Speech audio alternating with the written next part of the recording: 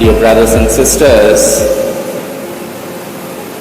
the Gospel passage we read from John chapter 20 is very famous.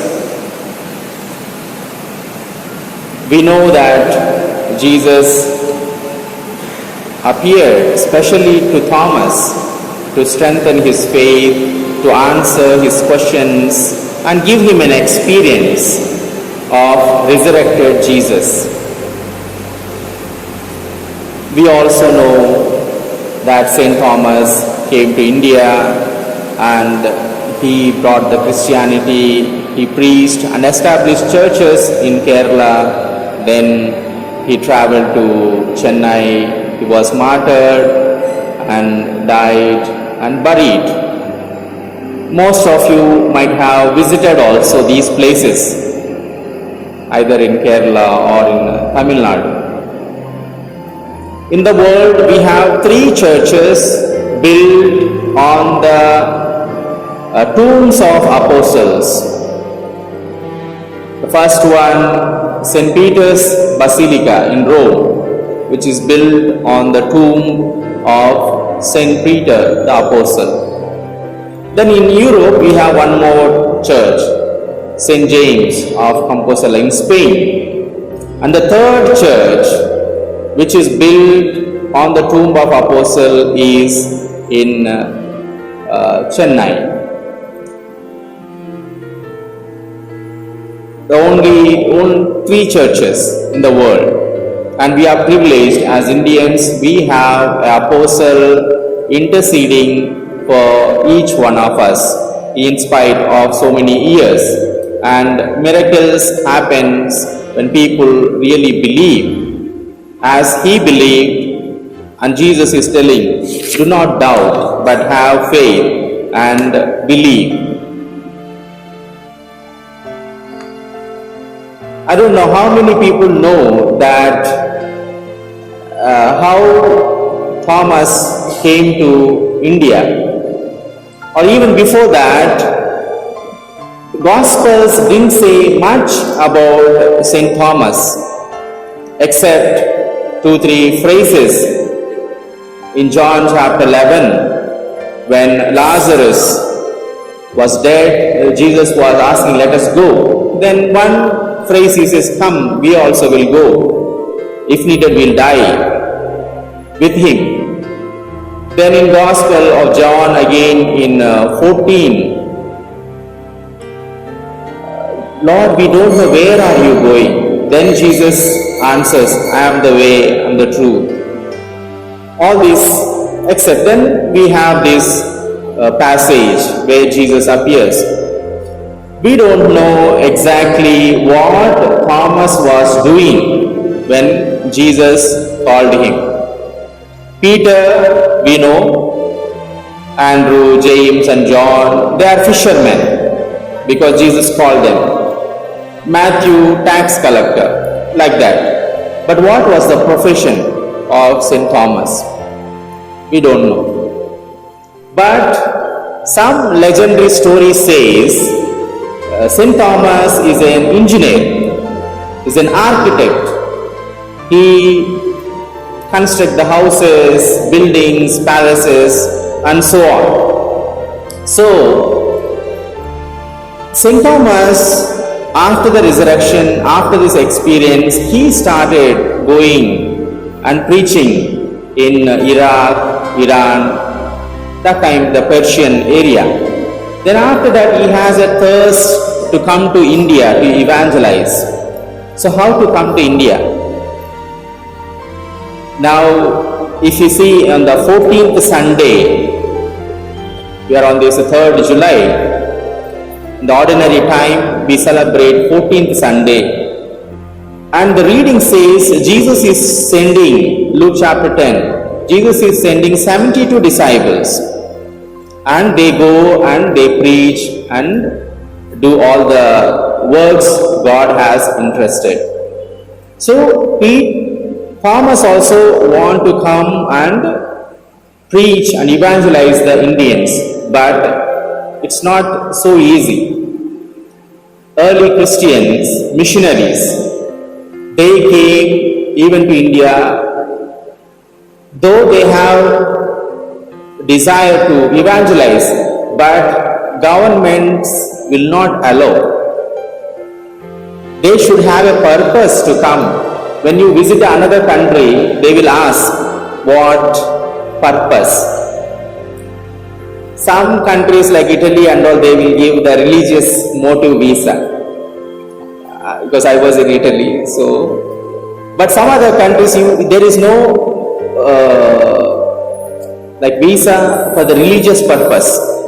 Either you have to go as a tourism or you have to go as a work. Many people who go to different countries, they go on work visa. So when Thomas was traveling to India during that time, 2000 years back, so he found a merchant who was looking for an architect or engineer who could construct a palace for the king of Taxila. It is in the province of Punjab, now the present Pakistan. So this merchant of this king Gandharvos of this Taxila was looking for a Jewish architect to construct a palace. So then Thomas comes to know that this guy is looking for an engineer architect. Then he goes and tells him, yes, I can do that. Then through that he comes to Punjab province, the present Pakistan. Then he meets the king. Then king gives him money. Okay, I heard because Solomon temple, still it was like a big discussed fact even in that time. So I know about the architecture and I'm happy that you came from Israel. So I want you to construct a big palace for me, for my kingdom. Then Thomas takes money and he goes away from the court. Days passed, weeks passed, and even few months rolled. Then this king hears some information that about this Thomas. Ministers in the court, they come to the king, they say, you gave money to this foreigner, Thomas, who came from Israel, and that guy has spent all the money. He gave the money to the poor, to the sick, to the needy, to the suffering, and almost all the money is spent, but he didn't construct the church, this palace. He failed the mission. I think he cheated you. So better you ask him. So then king calls Thomas. Thomas comes to the court and king asks, where is my palace? Thomas says, yes, it is already ready. It's already, everything is ready, it's perfect. Where is it? I didn't see any trace of that palace in my kingdom. Whether you constructed some other place. Yes, it is constructed, but you show me. Then Thomas says, yes, it is constructed, but it is in heaven, not on this earth. With that answer, this king gets so wild, very angry. Then immediately he put him in prison. And he says, until you pay the money, remain in this prison. So Thomas is in the jail. After few days, younger brother of this king, he dies. He was suffering and then he dies.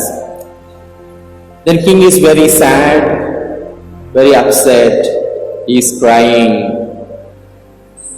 And some ministers comes to the king and says, we heard this Thomas, who is a Jew from Israel, whom you kept in the jail, though he has given money to the poor, he also did some miracles That's what we heard. He healed the sick people, and he has, people believe that he has miracles. He has a power to do that. Why can't you ask this Thomas if he can bring back life your younger brother? What is there wrong to try? Then, with the advice of these ministers, this king of Taxila, now in Sirkla, in Punjab province in Pakistan, he calls Thomas from prison and asks him, I heard that you have power to do miracles, wonders. I love my brother. If you can do something. Then Thomas says, it is not my power, it is about Jesus, and he prays. And naturally this younger brother comes to life. And once this younger brother is alive, he tells his brother, brother, I saw a palace in heaven. It was so beautiful, so spacious, so wonderful. And thanks for constructing. So angels took me and showed me the whole palace. So we have our names also written, our rooms. So it is our palace, and we constructed. Thank you and all. So with that, king was converted, and he gave freedom for the Thomas. And after that mission, Thomas leaves. And today, even though these historical writings were not available, but this is one of the legendary stories which is narrated in Pakistan. And St. Thomas the Apostle is not only apostle for India, but he is also for Pakistan, because Pakistan people receive good news of Jesus through Thomas. Then after that, he comes down to South India, and then he dies. Dear brothers and sisters, surely Jesus appeared to Thomas when he asked, when he doubted, when he questioned.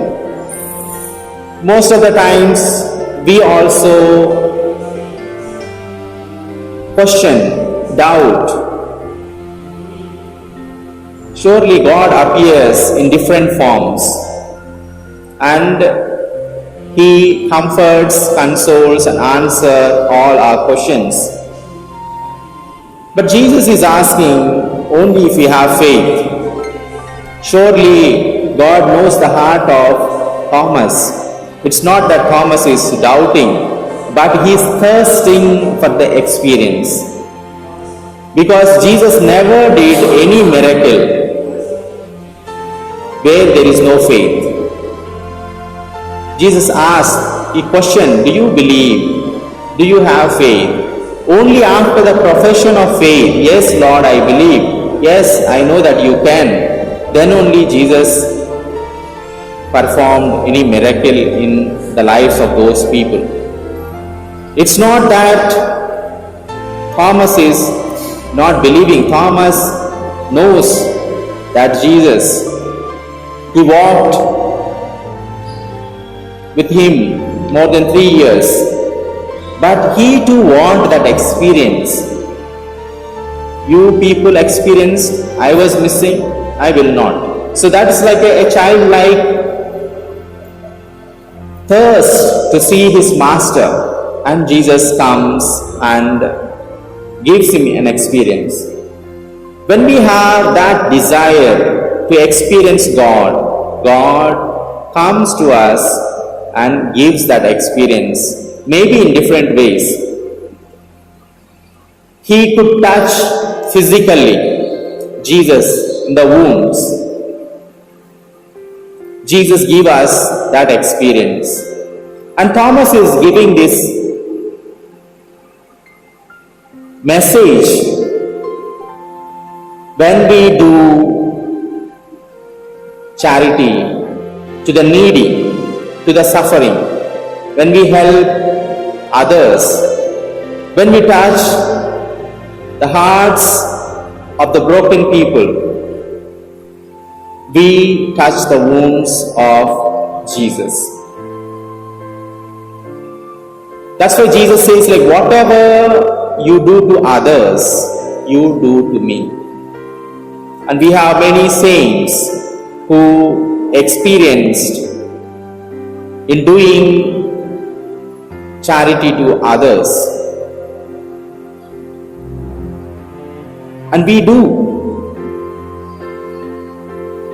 And we should continue to do.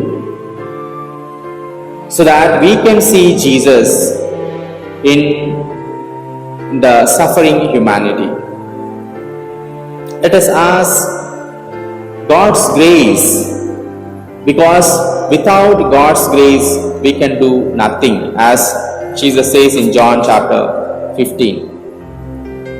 And also ask the intercession of the Apostle of India, St. Thomas, that our faith might become strong to serve the humanity and to see God in our fellow citizens.